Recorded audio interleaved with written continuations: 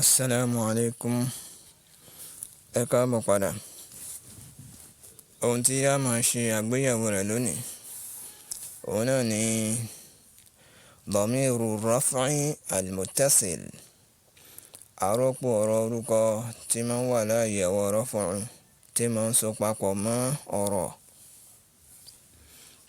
Huwa alladhi yahillu mahalla raf'in. Òun náà lè tí máa ń wà láàyè ọ̀rọ̀ raf'u ghayra mustaqillin bi nafsihi, ní tí ò ní dádúró fúnra rẹ̀ fil kalam nínú gbólóhùn. Yashmulu damiru raf'i ma ya'ti. Àrọ́pò ọ̀rọ̀ orúkọ tí máa ń wà láàyè ọ̀rọ̀ raf'u ó kó nǹkan tí ń bọ̀ wáyé sínú. Ta tuma tum, ti tuma tunna, tu na na, alif waw ya. Naam. Idah. Ta lil mukhatab, a máa ń lò fún ọkùnrin kan tá a dájú kọ, gẹ́gẹ́ bí qara'a. Tàbá ní qara'a, kéèyàn kankan ló ń jẹ́ bẹ́ẹ̀, bí ilẹ̀kùn. Qara'a, a fẹ́ dá ojú kọ ẹnìkan pé ó kan ilẹ̀kùn. Bó la ṣe máa sọ? A máa kọ́kọ́ mú qara'a wá. A wá so dọ̀míru eléyìí, táà yìí, tá fatiha tá yìí, eléyìí tá a máa ń lò fún ọkùnrin kan tá a dájú kọ yìí, a máa so papọ̀ mọ́ lẹ́yìn. Àmọ́ májẹ̀mú tí gbogbo àwọn dọ̀míru bíbà yìí tí wọ́n fi ń so papọ̀ mọ́rọ̀ láwọn èyí tí ó gba ẹ̀wọ́, àwọn tá tuma tum, ti tuma tunna, tu na na, gbogbo wọn báyẹn. So májẹ̀mú rẹ̀ ni pé èyí tí wọ́n bá máa so papọ̀ mọ́ ó gbọ́dọ̀ gba sùnkún. Tó eléyìí bá máa so papọ̀ mọ́ qara'a báyìí nísìn, a jẹ́ pé àínù yìí ni ó máa so papọ̀ mọ́, lẹ́yìn pé ó fẹ́ so papọ̀ mọ́ lẹ́yìn ni. Àínù yìí ló máa so papọ̀ mọ́. Àínù yìí ni ó gba fatiha, a já fatiha orí rẹ̀ kú, a fún ní sùnkún. Yóò di qara'ta. Tó ti yé bá nísìn. So qara'ta, ìwọ yìí ó kan. Ẹ á wá mú nǹkan tó kàn wá bí ilẹ̀kùn bá. Tó babun plus babun pẹ̀lú babun. So pẹ̀lú qaida tá a kọ́ ní dárùsù tí ó kọjá nínú nahawu nípa al-i'rab, pé maf'ulun bihi mansubu ló máa ń jẹ́, yàní ipò ẹ̀wọ̀ nasibu ló máa ń wà. Àpẹẹrẹ ẹ̀wọ̀ nasibu rẹ̀ dẹ̀ ní fatha ni, sotiyensin. Ni ó fi wá di baban, yóò jẹ́ qara'ta baban, qara'ta baban. Ìwọ ọkùnrin yìí ó kan ilẹ̀kùn kan. Ṣàtì pé ó rọrùn. Gbogbo àwọn ìgbésẹ̀ wọ̀nyí ẹ̀yin láti bójú tó dáadáa. Náà lẹ́ fi máa rí Lárúbáwá sọ bisuhula pẹ̀lú ìrọ̀rùn tí ò ní sí àṣìṣe kankan bẹ́ẹ̀, insha Allah. Naam. Tuma lil mukhatabayni, a máa ń lò fún ọkùnrin méjì tá a dájú kọ. Àpèjúwe rẹ̀ ní qara'tuma baban. Ẹ̀yin méjèèjì ẹ kan ilẹ̀kùn kan. Tum lil mukhatabin, fún àwọn ọkùnrin tó pọ̀ tá a dájú kọ. Qara'tum baban. Ẹ̀yin ọkùnrin yìí ẹ kan ilẹ̀kùn. Ti lil mukhataba, a máa ń lò fún obìnrin kan tá a dájú kọ. Qara'ti baban. Ìwọ obìnrin yìí ó kan ilẹ̀kùn. Tuma, a máa ń lò fún àwọn obìnrin méjì. Lil mukhatabatayni, fún àwọn obìnrin méjì tá a dájú kọ.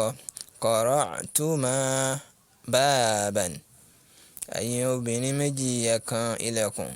Tunna lil mukhatabat, fún àwọn obìnrin tó pọ̀ tá a dájú kọ. Qara'tunna baban. Tu lil mutakallim, fẹ́mi tí mo ń sọ̀rọ̀. Qara'tu baban. Na lil mutakallimin, fáwọn tá a pọ̀ tá a ń sọ̀rọ̀. Qara'na baban. Denna, nun fatiha náà yẹn, li jama'ati al-inath. Li jama'ati al-inath, fáwọn obìnrin tó pọ̀. Qara'na albab, yàní fáwọn obìnrin tó pọ̀ tí ò sí ń bí nìyẹn. Tàbá lò ní madi, sẹ́yìn pé tunna túnà ti tòkè fáwọn obìnrin tó pọ̀ tá a dájú kọ nìyẹn. qara'tunna.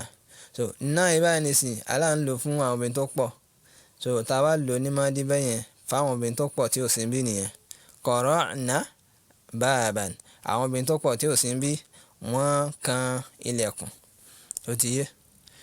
Tayyib. Alifu yẹn pé a ti parí gbogbo eléyìí tí ó ní ẹ̀wọ́ báyẹn.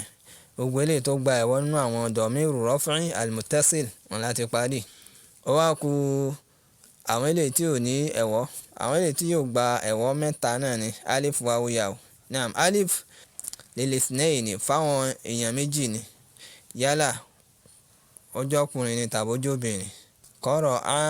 Qara'a pẹ̀lú alif ó di qara'a. Àmọ́ tá a bá fẹ́ lò fún obìnrin lẹ́yìn pé qara'at ló kọ́kọ́ máa jẹ́ qara'at, ẹ máa wá fún ní alif yẹn plus alif. Ó máa di alif yìí ti ẹ̀ májàmú tí fi máa ń sọ akọ̀ mọ́rọ̀ ni pé in tó ṣáájú rẹ̀ gbọ́dọ̀ gba fatha. So ìgbà tí qara'at ta ló fẹ́ so papọ̀ mọ́ ta ló fẹ́ so papọ̀ mọ́ láàrin, ó gba sukun, a máa já sukun orí rẹ̀ kúrò á fún ní fatha. Yóò wá di qara'ata baban. Àwọn obìnrin méjì tí ó sì mí wọ́n kan ilẹ̀kùn. Ó ti yé ń sìn. Nígbà tó yẹ pé ọkùnrin ni qara'a baban. Àwọn ọkùnrin méjì tí ó sì ń bí wọ́n kan ilẹ̀kùn. Naam, wáwù li jama'ati adh-dhukur. Wáwù yìí a máa ń lò fún àwọn ọkùnrin tó pọ̀. Àwọn ọkùnrin tó pọ̀ ibà ní ìsìn tá a bá lò ní madi, tá a bá so papọ̀ mọ́ fíìlù madi, lòyún máa túmọ̀ àwọn ọkùnrin tó pọ̀ tí ó sì ń bí. Qara'a pẹ̀lú wáwù. Wáwù yìí ẹ̀wọ́ dómà ni máa ń bá ṣiṣẹ́. So ó dẹ̀ fẹ́ so papọ̀ mọ́ àínú láàrin. Àínú gba fatha, a máa já fatha orí ẹ̀ kú, a máa fún ní dómà. Yóò wá di qara'un. Sahih. Ẹlẹ́ẹ̀kẹta nú àwọn eléyìí tí ò gba ẹ̀wọ́ náà ni yá lil mukhatabati. Fún obìnrin kan tí a dájú kọ. Àmọ́ eléyìí tí ẹ̀ fún fíìlù mudari'un òun ló máa ń so papọ̀ mọ́. Kò kì í so papọ̀ mọ́ fíìlù madi. Fíìlù mudari'un ọ̀rẹ́ ṣe tá à ń ṣe lọ́wọ́ àbí tá padà máa ṣe ní òun máa ń so papọ̀ mọ́. Àyọkọ́ máa mú fíìlù mudari'un rẹ̀ wá taqra'un. Lẹ́yìn ó wá so papọ̀ mọ́ yá yẹn. Yáwù ti mukhataba yẹn. So yáwù yẹn ẹ̀wọ́ kasra ni wọ́n bá ṣiṣẹ́. Àínú tí ó fẹ́ so papọ̀ mọ́ gba fatha, a máa já kúrò ńbẹ̀. A fún lẹ́wọ̀ kasra. Yóò wá di taqra'i. Ìwọ obìnrin yìí òun kan lẹ̀kùn. Kò tí ì tán sí báyìí o, àmọ́ tá a bá dé iwájú nínú i'rab inshallah, pé inú sarfu lédè tá a bá dé i'rab, tá a bá dé bẹ́ẹ̀ bí i'rab inshallah a máa yanjú ẹ̀ inshallah ta'ala. Na'am, at-tadrib.